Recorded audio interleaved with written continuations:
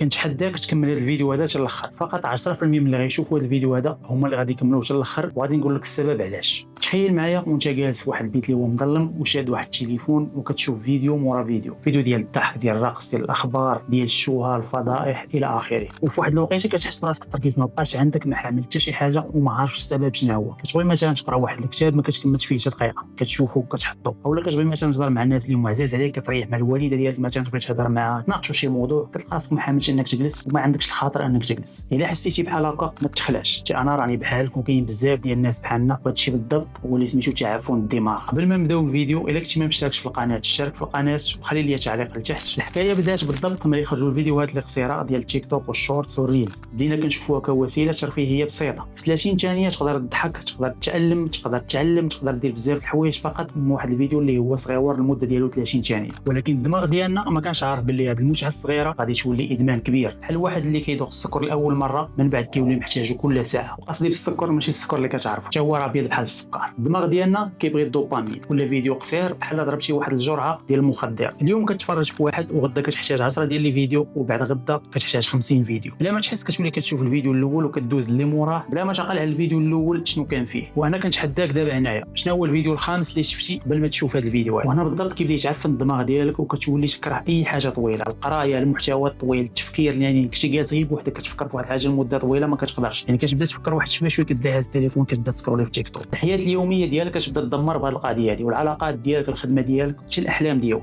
وهذا الشيء اللي كنعاود لك دابا انا طحت فيه شخصيا، وهو اللي خلاني نبحث في هذا الموضوع ونلقى بان راه كاين تعفن الدماغ. تعفن الدماغ ماشي مرض طبي، ولكن مرض العصر اللي كيقتل التركيز والوعي ديالنا. وهذا الشيء بالضبط راه بالتجريب وقع لي انا شخصيا. كنت خدام في البيسي كنصاوب شي حاجه، شويه كنلقى راسي هزيت التليفون وجالس كنسكرولي كنشوف في الفيديو، لدرجه ما بقيتش قادر انني كاع نركز في الخدمه ديالي. وليت كنشحل البيسي ما كنعرفش علاش اصلا غادي نشعلو، يعني اون فوا انني كنشعلو كنبقى غير نشوف فيه متكي هكا في الكرسي. وهذا الشيء اللي وقع معايا انا ماشي بعيد انه يوقع معاك انت ويوقع مع بزاف ديال الناس. ودابا غادي نهضروا على كيفاش نصلحوا التعفن. من بعد ما بحثت لقيت واحد القضيه اللي سميتها الصيام الرقمي اولا الديجيتال ديتوكس. كتحاول ما امكن نهار ولا يومين بلا فيديوهات قصيره، عطي لدماغك فرصه يتنفس، خليه يتنفس، خليه يعيش الحياه العاديه ديالو. والحاجه الثانيه رجع عقلك تدريجيا للتركيز. عوض ما انك تقرا مثلا 5 ديال الصفحات قرا غير صفحه واحده. الا كنتي كتسمع قبل واحد البودكاست ديال 2 سوايع اسمع البودكاست ديال 10 دقائق. وكذلك الا كنتي كتفرج في وثائقي ديال 2 سوايع ولا 3 سوايع فرج في وثائقي ديال 10 ديال الدقائق. الحاجه الثالثه واللي مهمه بزاف هي حدد وقت باش انك تشوف الفيديوهات اولا انك تهز فيهم التليفون. ماشي النهار كامل وانت شاد التليفون 6 سوايع 7 سوايع 10 سوايع يسكرو. وانا شخصيا في هذه القضيه هذه مشيت كنتشيكي شحال انني كنشد التليفون في النهار. ما تخيلوش معايا شحال كنوصل حتى ل 10 حتى 12 ساعه في النهار. بطبيعه الحال ماشي النهار كامل، ولكن متفرق على النهار كامل. يعني كتشد انا نص ساعه 2 سوايع هنا 3 سوايع هنا. ممكن نحاول ما امكن انك تحدد واحد الوقيته اللي غادي تشد فيها التليفون. مثلا عندي 30 دقيقه في النهار غادي نشد فيها التليفون، نقدر نقسمها 10 دقائق 10 دقائق، اولا ندير ساعه ونقسمها 20 دقيقه في 20 دقيقه في 20 دقيقه. والحاجه الرابعه واللي مهمه بزاف هي حاول انك تبدل عاده خايبه بواحد العاده اللي هي زوينه. عوض مثلا انك تشد التليفون واحد المده اللي هي طويله، في ديك الوقيته بالضبط حاول انك تجلس مع الوالده ديالك، مع الاخ ديالك، مع العائله ديالك، دير رياضه، كتب شي حاجه، قرا كتاب، خرج شوف الطبيعه. المهم هو انك تبقى بعيد على التليفون. الدماغ ديالنا دير بحال واحد البركه، الا مشيتي حتى لودتيها كتحتاج واحد المده باش انها تصفى. كذلك انها خاصها واحد الماء جديد اللي هو يدخل عليها. خاصها الماء اللي هو نقي، يعني خاصها ضروري يبقى يجيها الماء اللي هو نقي باش يخرج داكشي اللي هو ملوث. متفق معاك الاول غادا تجيك صعيبه، ولكن غير بدا وكل شيء غادي يتبدل. تعفن الدماغ راه ماشي واحد الحكم بالاعدام، راه غير انذار باش توقف وتراجع راسك. عندك حياه وحده خليها تستاهل. خلي هذا الفيديو هذا يكون هو ذاك الماء اللي غادي يدخل البركه ديالك وينقيها. الا عجبك هذا الفيديو هذا بارطاجي مع الدراري صحابك، وخلي لي في التعليق لتحت واش حتى انت حسيتي بتعفن الدماغ. والسلام عليكم.